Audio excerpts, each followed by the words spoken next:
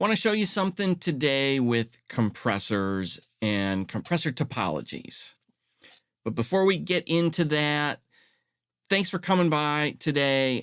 Just so you know, there are affiliate links down below. There are some Atmos templates that I have available. If you're looking for help with a mix or improving at your mixing skills, you can always reach out to me at staglsound.com. But enough of that stuff. Let's jump into this. So I was playing with a new compressor plugin and really digging what it does. And it got me thinking, I want to show all the different compressor topologies because a lot of people don't understand, like, why do we have so many different compressors out there? It's because they all sound different. I mean, they kind of do the same thing, but when we really start working a compressor and laying into it, we start getting different characteristics that we hear, and it starts shaping the envelope a little different. So what I have is I've got a single snare hit, and we're going to loop this. And I have set up a whole bunch of different compressors on this. I'm not doing the same amount of gain reduction on all of these because the amount of gain reduction doesn't matter. How much gain reduction am I doing? I'm doing enough to hit these things with a purpose so that we can hear what they do. I have this on, basically, this would have been my snare parallel channel, so I can lay into these a bunch. As I'm going through these, I don't want you to think about which one is right and which one is wrong, because there really isn't a such thing. We're dealing with music, we're dealing with art.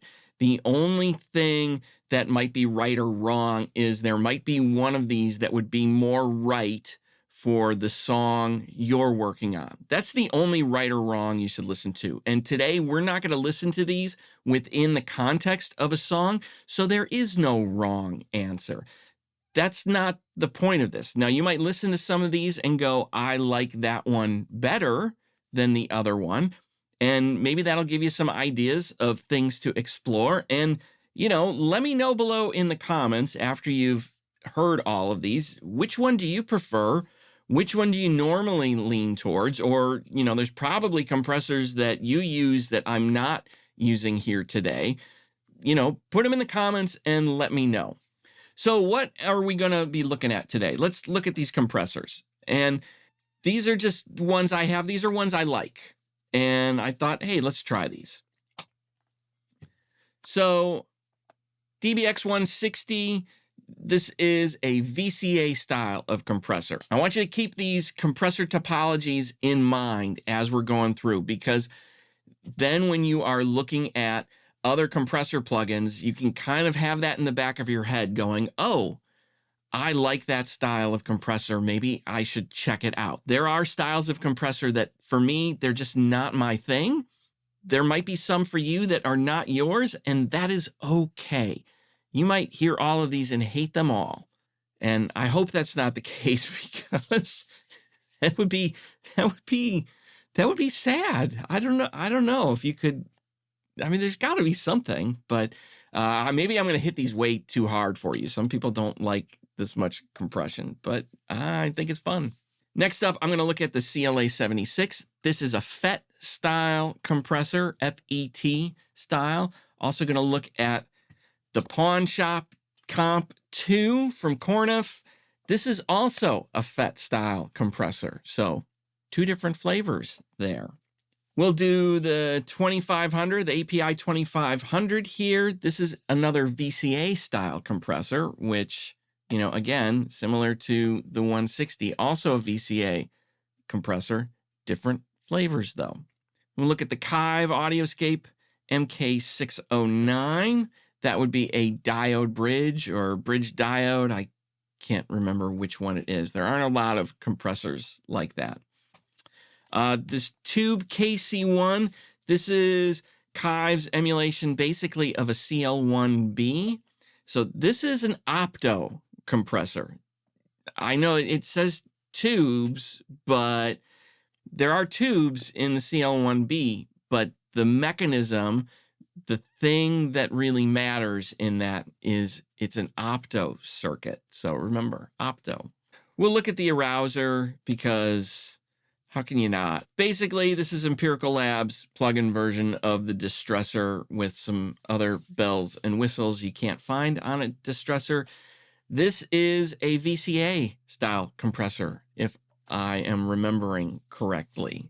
Interesting thing to me about the distressor was he was trying to kind of emulate some different compressors out there, which is why they have that kind of opto mode on there.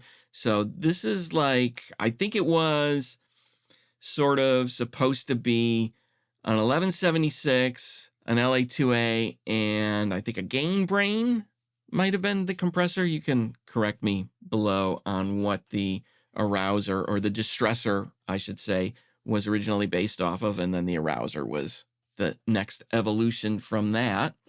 And we'll do the CLA3A. This is an opto compressor. So let's start with everything off. We're not going to look at how much gain reduction is going on here. You might get a sense of that because of the amount of hi-hat bleed that is in there, but I would say don't focus on the bleed so much. I mean, you can, but listen to what happens to the attack and the impact of the drum. Listen to the low mids.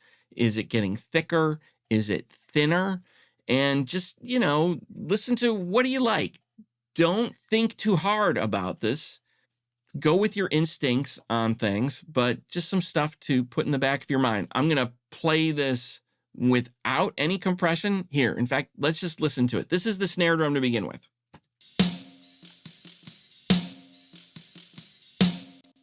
All right, so that's basically the sample we are going to look at today. And I'm going to close all these windows, and we'll start with the 160, and I'm just going to pop through these and bounce around between different ones of them. Some of the differences in here, they might be kind of subtle to your ears, and if that's the case, don't worry, don't panic. Some of this is kind of subtle.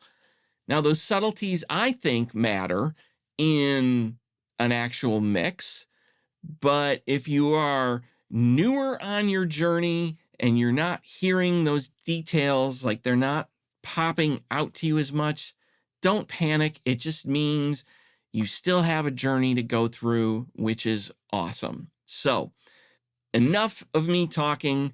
Let's check these out.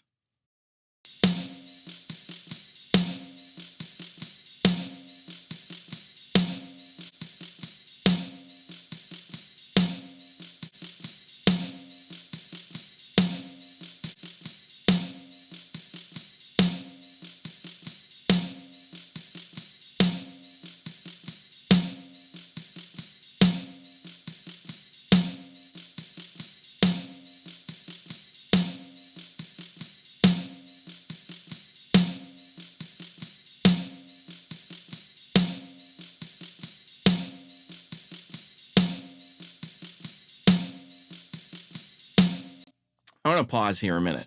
So going between the 76 and the pawn shop, because these are two FET or FET style compressors, listen to what happens to the thickness of the drum.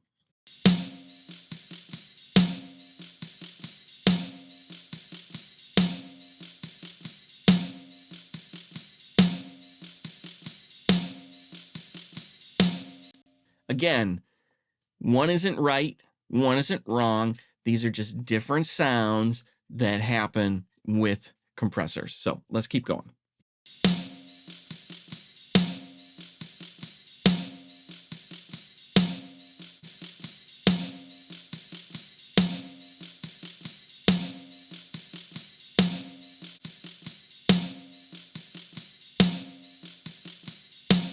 Again, API 2500, DBX 160, both VCA style compressors, different flavors. And some of that is how I've dialed these in, because I didn't try and match these at all. I was just dialing something in that I liked. But let's keep going.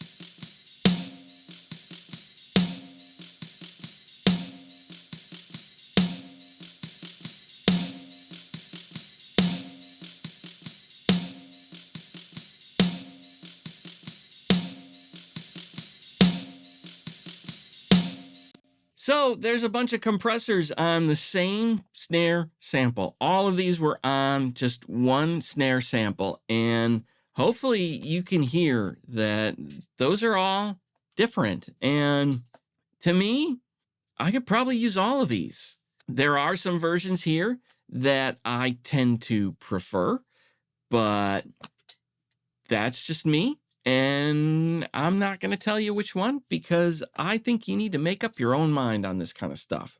Different compressors, different compressor topologies. I hope that gives you some things to think about. This is the kind of stuff that you should be exploring with the compressors you have. A lot of DAWs these days, they include a lot of these different compressors. If you are doing live sound, a lot of the modern live digital consoles have a lot of these different versions in there. They do different things to the sound. And this is just a snare drum. You need to explore this on everything: vocals, bass, keyboards, guitars, horns, strings. This stuff all has an impact. Now, granted, I'm banging these pretty hard here. And this, well, I like this. I wouldn't be afraid to do this much compression on snare drums because I think some of these sound cool. On other instruments, you might not want to hit things as hard. But when you're getting into these different topologies, in my opinion, if you're not laying into things a little bit, if you only want to do 3 dB of gain reduction, this stuff isn't going to make as much of a difference on individual inputs. If we go over to like a mix bus, if you're doing 3 dB of bus compression on a mix bus, that's going to be a lot more noticeable, in my opinion, than 3 dB on like an individual input. So something to keep in mind in the back of your head. For me, though, I'm hitting these kind of hard. I like hitting compressors hard when it's called for. So go experiment. Go see what is in your console. What do you like? What don't you like? Listen to those things and decide for yourself. So what do you think? Compressor topologies. You have favorites? You have favorite compressor plugins? All that kind of stuff? I know you do. If you're like me, leave a comment below and let me know. I'd love to hear all about it. Thanks for watching. I will talk to you soon.